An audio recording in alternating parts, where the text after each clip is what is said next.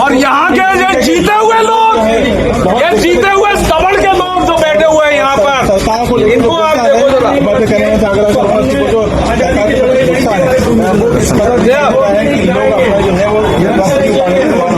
ये लो भेज दो मोदी को, दे दो ये दे दो मोदी को, ठीक है। ये हालत कर दी है हमारी, वो जो है वो एक बड़े आंदोलन, ये हालत कर दी, नंगा कर दिया सवर्णों को क्या।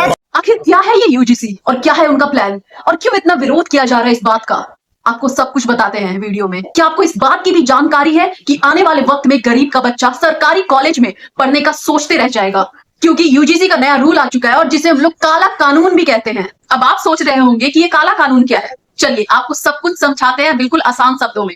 दरअसल यूजीसी ने ग्रांट को लोन में बदल दिया। अब इसका मतलब क्या है? इसका मतलब ये है कि जो सरकारी कॉलेज को खर्चा चलाने के लिए पैसा मिलता था, अब वो पैसा लोन के तौर पर दिया जाएगा।